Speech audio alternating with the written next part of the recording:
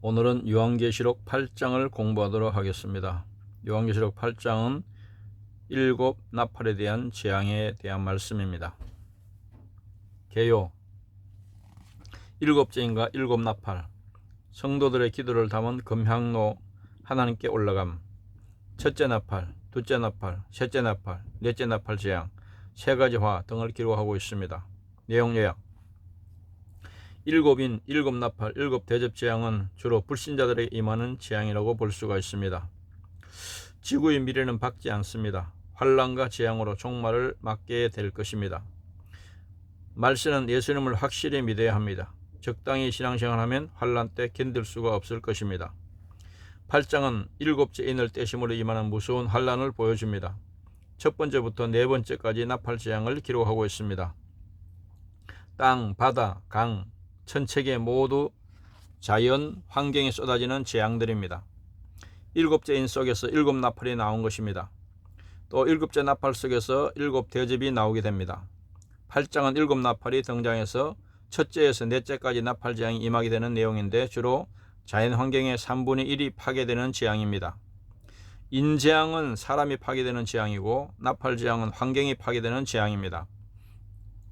6장에 기록된 일곱 인 중에 첫째 인부터 다섯째 인까지의 환상은 대환란 시대에 일어나는 사건들로 볼 수가 있고, 여섯째 인은 환란 후 주님 재림 전후에 일어나는 사건들로 봅니다. 1절에서 6절 나팔 재앙 직전의 모습입니다. 7절 첫째 나팔의 재앙입니다. 첫째 나팔 재앙은 피 섞인 우박과 불을 땅에 쏟음에 땅의 3분의 1과 수목의 3분의 1과 각종 푸른 풀들이 타버렸습니다. 8절 9절에 보면 둘째 나팔의 재앙입니다. 둘째 나팔의 재앙은 불 붙는 큰 산과 같은 것이 바다에 던져지며 바다의 3분의 1이 피가 되었습니다. 이 재앙은 세상에 내려지는 것입니다. 10절에서 11절은 셋째 나팔의 재앙입니다. 셋째 나팔의 재앙은 주로 종을 상징하는 횃불같이 타는 큰 별이 하늘에서 떨어지므로 진리를 오염시키게 됩니다. 12절은 넷째 나팔의 재앙입니다. 넷째 나팔 재앙은 해, 달, 별 등 자연계에 쏟아지므로 낮과 밤의 3분의 1이 비춤을 잃어버리게 됩니다. 이상 네 나팔 재앙은 첫째 인에서 넷째 인 재앙과 유사한 재앙입니다. 모두 자연계에 쏟아지는 재앙입니다. 인 재앙이 4분의 1이 해함을 받는다면 나팔 재앙은 3분의 1이 해함을 받는 재앙입니다. 13절에서 세 가지 화를 말씀합니다. 공중에 날아가는 독수리가 외치는 앞으로 있을 더 큰 재앙인데 세 가지 화를 말하고 있습니다. 그러나 하나님의 어린 양의 인침을 받은 성도들은 이 환난에서 보호를 받게 될 것입니다. 1절 보시면 일곱째 인을 떼실 때 하늘이 반 시간쯤 고요하더니 아멘.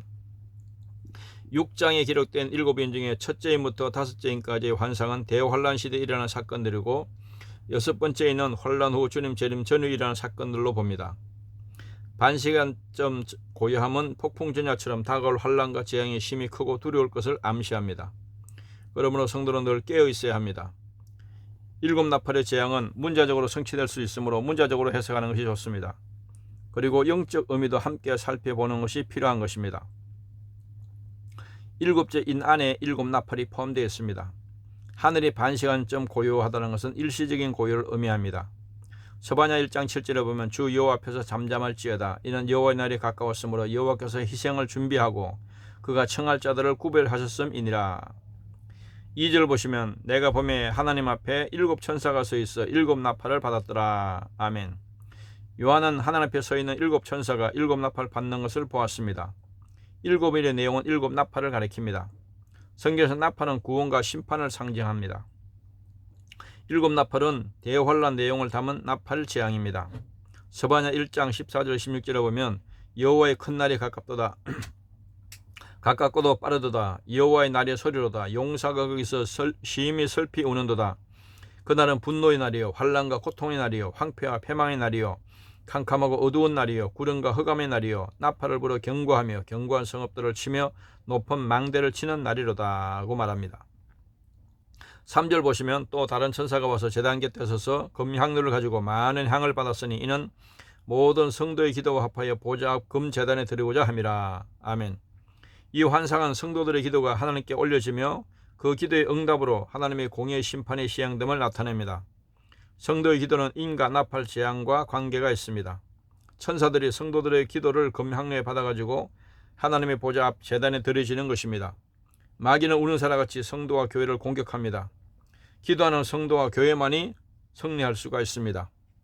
기도의 능력을 받아야 말세는 승리할 수가 있습니다. 금향로는 하나님 앞에 귀중한 보배와 같은 것입니다. 시편 141편 2절에 보면 나의 기도가 주의 앞에 분향함과 같이 되며 나의 손드는 것이 저녁 제사같이 되게 하소서. 성도의 기도는 하나님이 기뻐하는 향과 같습니다. 계시록 5장 8절에 그 두루마리를 취하심에 내 생물과 24장로들이 그 어린 양 앞에 엎드려 각각 금은과 향이 가득한 금대접을 가졌으니 이 향은 성도의 기도들이라. 4절 보시면 향연이 성도의 기도와 함께 천사의 손으로부터 하나님 앞으로 올라가는지라. 아멘. 성도들의 기도가 천사가 금향연을 받아 하나님 앞으로 올려드리는 것입니다. 성도들의 기도는 하나님 보시기에 금같이 귀하고 향기로운 것입니다. 성도들의 기도는 하나님께 영광을 돌리고 하나님의 나라가 임하고 하나님의 뜻을 이루어지게 하며 사탄과 악을 깨뜨리는 중요한 역할을 합니다. 성도의 기도는 하나님의 사역에 동참하는 것입니다. 기도의 중요성을 보여줍니다. 기도는 하나님의 역사하시는 통로입니다. 기도는 우리의 믿음의 실천입니다. 중보기도에는 많은 상급이 있습니다. 기도는 성도의 놀라운 특권입니다. 기도하면 믿음의 불이 켜지고 기도하지 않으면 믿음의 불이 꺼집니다. 어려울 때 우리의 피난처는 바로 기도입니다. 천사가 하나님께 보고하고 있습니다. 성도의 기도. 다니엘서 9장 21절에 보면 곧 내가 기도할 때 이전에 환상 중에 본 그 사람 가브리엘이 빨리 날아서 저녁 제사를 드릴 때쯤에 내게 이르더니. 5절 보시면 천사가 향로를 가지고 제단에 불을 담아다가 땅에 쏟음에 우레와 음성과 번개와 지진이 나더라. 아멘. 천사가 제단 위에 불을 땅에 쏟으니까 우레의 음성, 번개, 지진이 일어났습니다. 성도들의 기도의 결과로 하나님의 공의의 심판이 시행됨을 나타냅니다. 제단 위에 불은 심판의 불, 우레는 공의의 진노, 음성은 심판의 권위, 번개는 심판의 신속함, 지진은 심판의 사건을 상징합니다. 나팔 재앙으로 신자는 구원하고 불신자는 심판을 당하게 될 것입니다. 제단의 불은 심판의 불을 의미합니다. 히브리서 12장 29절 우리 하나님은 소멸하는 불이심이라. 우레는 하나님의 공의의 심판을 상징합니다. 출애굽기 9장 23절에 모세가 하늘을 향하여 지팡이를 들매 하나님께서 우레 소리와 우박을 보내시고 불을 내려 땅에 달리게 하시니라. 여호와께서 우박을 애굽 땅에 내리심에. 음성은 하나님의 심판의 권위를 나타냅니다. 시편 29편 4절 여호와의 소리가 힘 있으며 여호와의 소리가 위엄차도다. 번개는 하나님의 심판의 신속함을 나타납니다. 마태복음 24장 27절 번개가 동편에서 나서 서편까지 번쩍인 같이 인자의 임함도 그러하리라. 지진은 하나님의 심판의 사건을 의미합니다. 마태복음 24장 7절 민족이 민족을 나라가 나라를 대적하여 일어나있고 곳곳에 기근과 지진이 있으리니. 6절 일곱 나팔을 가진 일곱 천사가 나팔 불기를 준비하더라. 아멘. 하나님의 심판을 집행하는 일곱 천사가 일곱 나팔 불기를 준비하고 있습니다. 나팔을 불면 재앙들이 일어나게 됩니다. 나팔 재앙은 천사들을 통해서 임하게 됩니다. 특별히 이 계시록에는 천사들의 활동이 많이 나타나는 것을 볼 수가 있습니다. 일곱 나팔은 대환란 때의 재앙을 말합니다. 마태복음 24장 21절 이는 그때 큰 환란이 있겠습니다. 창세로부터 지금까지 이런 환란이 없었고 후에도 없으리라. 7절 보시면 첫째 천사가 나팔을 보니 피 섞인 우박과 불이 나와서 땅에 쏟아지매 땅의 3분의 1이 타버리고 수목의 3분의 1도 타버리고 각종 푸른 풀도 타버렸더라. 아멘. 첫째 나팔의 재앙은 피 섞인 우박과 불이 나와서 땅에 쏟아지는 것입니다. 그 불로 인해 땅과 나무들의 3분의 1과 모든 풀들이 태워질 것입니다. 그것은 지구 전체의 대화재 사건이 될 것입니다. 피 섞인 우박은 죽음의 재앙, 불은 환란 심판, 땅에 쏟아지는 것은 재앙이 임하는 장소인 이 세상에 3분의 1은 재앙의 범위, 수목의 3분의 1은 산불과 육적 권세자들, 푸른 믿음 없는 성도들을 상징합니다. 피 섞인 우박은 죽음을 재앙을 의미합니다. 여호수아 10장 11절에 그들이 이스라엘 앞에서 도망하여 벳 호론의 비탈에서 내려갈 때 여호와께서 하늘에서 그 우박덩이를 아샤가에서 이르기까지 내리심에 그들이 죽었으니 이스라엘 자손의 칼에 죽은 자보다 우박에 죽은 자가 더 많았더라. 불은 환란 심판을 상징합니다. 베드로후서 3장 7절 이제 하늘과 땅은 그 동일한 말씀으로 불사르기 위하여 보호하신 바 되어 경건하지 아니한 사람들의 심판과 멸망의 날까지 보존하여 두신 것이니라. 땅에 쏟아지는 것은 이 육적 이 세상을 가리킵니다. 베드로후서 3장 10절에 그러나 주의 날이 도둑같이 오려니 그날에는 하늘이 큰 소리로 떠나고 물질이 뜨거운 불에 풀어지고 땅과 그 중에 있는 모든 일이 드러나리로다. 땅 3분의 1은 재앙의 범위를 의미합니다.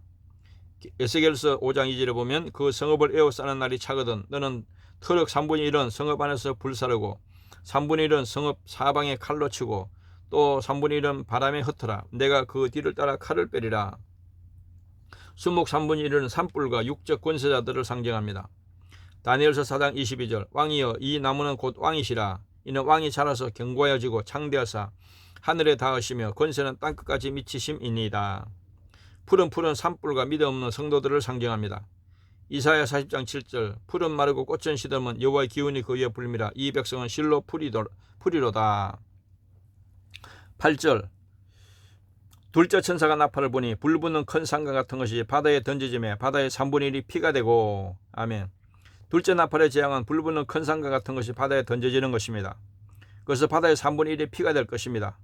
불붙는 큰 산은 문자적으로 지진, 상징적으로는 적그리스도의 세력이며 바다에 던져지는 것은 세상 왕국에 임하는 재앙을 상징합니다. 불붙는 큰 산은 육적으로는 지진을 의미하고 영적으로는 적그리스도의 세력을 상징합니다. 마태복음 24장 7절 민족이 민족을 나라가 나라를 대적하여 일어나였고 곳곳에 기근과 지진이 있으리니. 아멘. 바다에 던져지는 것은 이 세상 열국에 대한 임할 재앙을 상징합니다.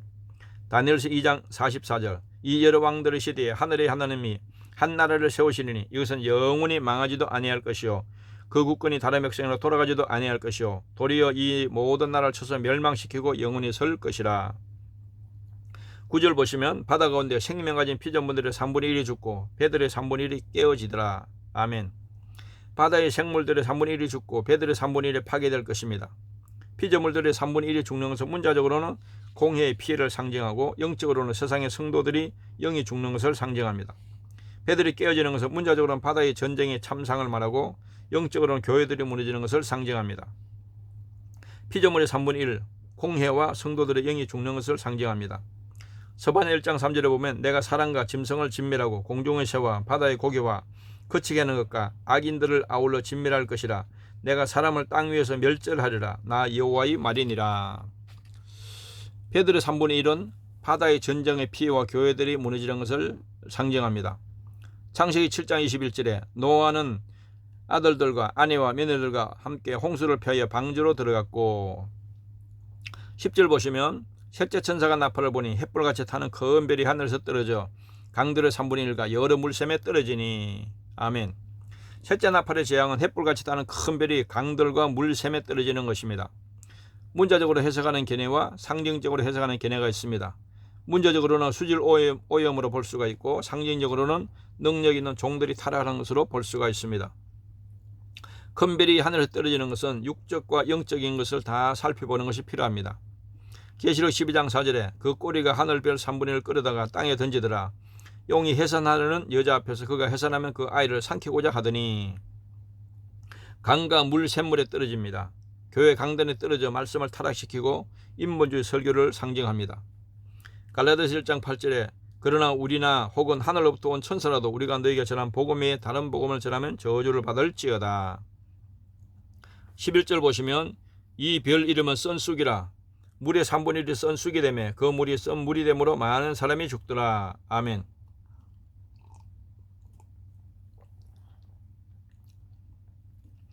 별이 물샘에 떨어지자 물의 3분의 1이 썬쑥이 되고 그 썬물을 마시는 자는 죽게 될 것입니다. 문자적으로는 물의 오염으로 볼 수가 있고 상징적으로는 비진리로 영적인 죽음을 상징합니다. 별 이름은 쑥이라 그랬습니다. 비진리를 상징하고 종교다원주의로 볼 수가 있습니다.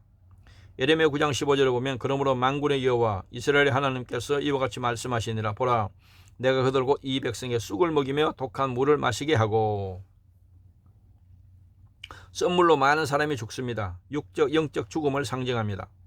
계시록 9장 18절 이 세 가지 곧 자기들의 입에서 나오는 불과 연기와 유황으로 말미암아 사람 3분의 1이 죽임을 당하더라. 12절 보시면 넷째 천사가 나팔을 보니 해 3분의 1과 달 3분의 1과 별들의 3분의 1이 타격을 받아 그 3분의 1이 어두워지니 낮 3분의 1은 비추임이 없고 밤도 그러하더라. 아멘. 넷째 나팔의 재앙은 해와 달과 별들의 3분의 1이 어두워지는 것입니다. 천체계의 환경이 파괴되는 재난들입니다. 3분의 1은 빛의 양이 줄어들고 어두움이 늘어날 것입니다. 문자적으로는 천체계의 파괴로 영적으로는 진리와 교회와 종들이 어두워지는 것을 상징합니다. 위의 네 가지 재앙들은 순서대로 또는 동시적으로 일어날 것입니다. 재앙을 통해 신자는 구원받고 불신자는 심판을 받게 될 것입니다. 해 3분의 1은 육적으로는 해, 영적으로는 진리를 상징합니다. 이사야 13장 10절에 보면 하늘의 별들과 별무리가 그 빛을 내지 아니하며 해가 돋아도 어두우며 달이 그 빛을 비추지 아니할 것이로다. 달 3분의 1은 육적으로는 달을 상징하고 영적으로는 교회를 상징합니다. 마태복음 24장 29절 그날 환란 후에 즉시 해가 어두워지며 달이 빛을 내지 아니하며 별들이 하늘에서 떨어지며 하늘의 권능들이 흔들리리라. 별 3분의 1은 육적으로는 별을 상징하고 영적으로는 주요 종을 상징합니다. 마가복음 13장 25절에 별들이 하늘에서 떨어지며 하늘에 있는 권능들이 흔들리리라. 낮 3분의 1은 육적은 낮이 어두워지고 영적으로는 진리가 사라지는 것을 상징합니다. 아모스 8장 11절에 주 여호와의 말씀이니라. 보라 날이 이럴지라 내가 기근을 땅에 보내니 양식이 없어 주림이 아니며 물이 없어 가람이 아니요 여호와의 말씀을 듣지 못한 기갈이라. 13절 보시면 내가 또 보고 들으니 공중에 날아가는 독수리가 큰 소리를 이르되 땅에 사는 자들에게 화가 있으리니 이는 새 천사들이 불이할 나팔 소리가 남아있음이로다 하더라. 아멘. 아직도 세 개의 재앙이 남아있다는 것입니다. 공중에 날아가는 독수리를 통해서 그 재앙들이 땅에 사는 사람들에게 화가 될 것을 선포하셨습니다. 첫째 화는 다섯째 나팔 재앙인 황충 재앙을 말하고 둘째 화는 여섯째 나팔 재앙인 유브라데 전쟁을 말하고 셋째 화는 일곱 나팔 재앙인 일곱 대접을 가리킵니다. 날아가는 독수리는 하나님의 심판을 상징합니다. 계시록 4장 7절 그 첫째 생물은 사자 같고 그 둘째 생물은 송아지 같고 그 셋째 생물은 얼굴이 사람 같고 그 넷째 생물은 날아가는 독수리 같은데 땅에 사는 자는 육적 세상 사람들을 가리키고 종교 통합주의자들을 상징합니다. 골로새서 3장 2절에 보면 위의 것을 생각하고 땅의 것을 생각하지 말라. 화는 다섯째 나팔인 황충재앙, 여섯째 나팔 재앙인 유브라데 전쟁, 일곱째 나팔인 일곱 대접을 상징합니다. 계시록 11장 14절에 둘째 화는 지나갔으나 보라 셋째 화가 속히 이르는도다. 적용과 나눔을 보시면 예수님을 믿고 구원받고 천국 가는 길은 좁은 길입니다. 인간의 이성으로 예수님을 믿고 받아들이는 것은 거의 불가능하기 때문입니다. 내 육신의 생각과 교만을 다 내려놓아야 하나님을 믿을 수 있기 때문입니다. 그래서 마태복음 18장에 보면 어린아이와 같이 자기를 낮추는 자가 천국에서 들어갈 수 있다고 주님이 말씀했습니다. 하나님은 참 믿음이 있는 자를 분별하기 위해서 환난을 허락하셨습니다. 인류는 환난을 통해서 믿음으로 통과해야만 영원한 천국에 들어갈 수 있고 거룩해지는 것입니다. 첫째, 우리는 대환난 때에도 전심으로 깨어서 기도함으로 승리해야 합니다. 둘째, 장차 일어날 천재지변을 두려워하지 말고 믿음으로 잘 대비해야 합니다. 우리는 장차 일어날 천재지변과 재앙을 두려워하지 않는 담대한 믿음을 가져야 합니다. 셋째는 하나님 앞에 거룩하고 바르게 사는 것이 환난 시대를 준비하는 길입니다. 바르게 사는 것은 성화를 이루어가고 하나님께 주신 사명에 충성하는 것입니다. 우리는 하나님 앞에서 거룩하고 어렵게 살기를 힘써야 하는 것입니다. 오늘 공부는 여기까지 마치도록 하겠습니다. 감사합니다.